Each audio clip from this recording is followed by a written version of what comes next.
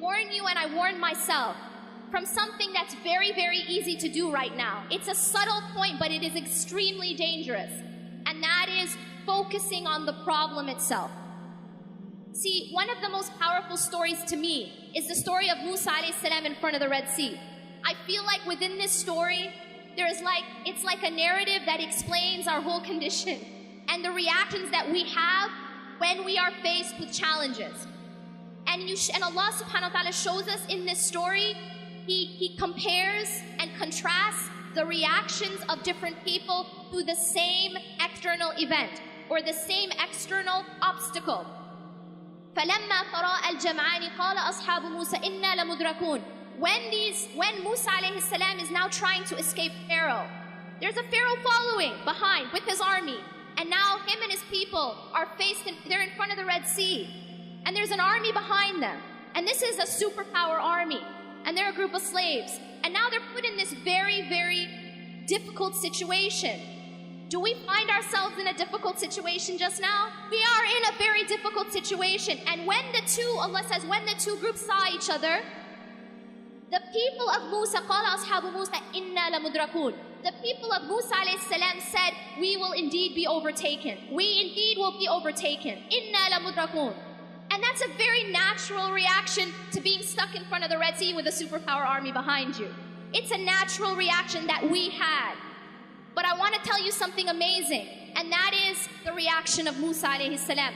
In that same exact situation, he's looking at the same situation, but his basira, his heart is looking at and focused on something else. قَالَ كَلَّا. He said, no, by no means. The word kalla, as you know, is a very emphatic no way, absolutely not. قَالَ كَلَّا إِنَّ مَعَيَ رَبِّي سَيَهْدِينَ. Indeed, my Lord is with me, and He will guide me through this. The reason why I love this story so much is because this story isn't just a story. It's awesome, it's something we tell our kids, but it isn't a bedtime story. It is a sign, and Allah actually continues to say in فِي ذَلِكَ لَآيَةٌ, that indeed in this is a sign, but most people don't get it. Most people don't understand. It is, you and I are never going to be in front of a large body of water with an army behind us, but we are going to be put in situations where we feel trapped. And we are going to be put in situations where we don't see a way out. And we feel that way just now. We feel that way politically. We feel that way socially to a large degree. But what's so powerful here is how. How was Musa alayhi salam able to respond in that way? How was he able to say, no, we will not be overtaken. No, I'm not going to be taken. I'm not even worried that we're going to be overtaken. Why was he able to do that? And the answer is because his focus was not on the problem. His focus was not on the Red Sea, and his focus was not on the army. His focus was on Allah. His focus was that, no, إِنَّ مَعَيَ رَبِّي سَيَهْدِينَ. My Lord is with me. And if Allah is with you, you don't have to worry. He will guide me through. Allah is teaching us a timeless lesson. We're going to be put in situations where we feel trapped.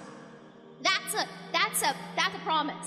We're going to be put in situations that look impossible. And what also strikes me about his story is that he didn't know how he was going to get out of that situation. It's not like people were going around splitting seas. This wasn't like a regular occurrence. And yet he did not worry, even though he didn't know how. See, for us, it's easy for us to say, oh, it's no problem because I got a plan, A, B, C, D. We know exactly how it's going to happen. But when you don't have any idea how it's going to happen and you still put your trust in Allah, that is tawakkul. He knew Allah is with me and He will guide me through. Now y'all are going to say, but what about doing our part? What about doing our part? And the reality is, what's so beautiful about this story is that although obviously Allah subhanahu wa ta'ala was going to save him, Allah still asked Musa alayhi salam to take action. He's asked him to do something. He asked him to take his staff and strike the sea. And so he was still asked to take action. We are still asked to take action.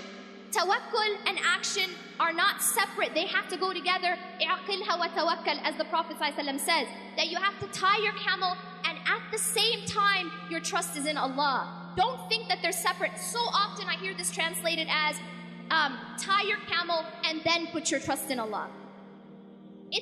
That's not what it says. It says, اعقلها وتوكل. When the man was told by the Prophet ﷺ, tie your camel and put your trust in Allah, the two are simultaneous. We don't work and then depend on our work and depend on our deeds for results. No, we work and we depend on Allah for results.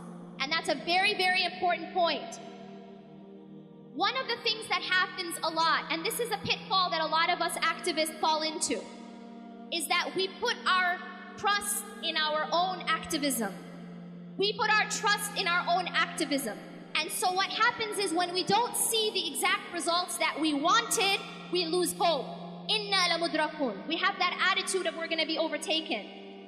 But you see, if you put your trust in Allah subhanahu wa ta'ala, regardless of what you're seeing, you know that He's got your back. And that's what happened with Musa alayhi salam. He was told to strike the sea, so he's taking an action. But, this is an important point, it is not his action which caused the result.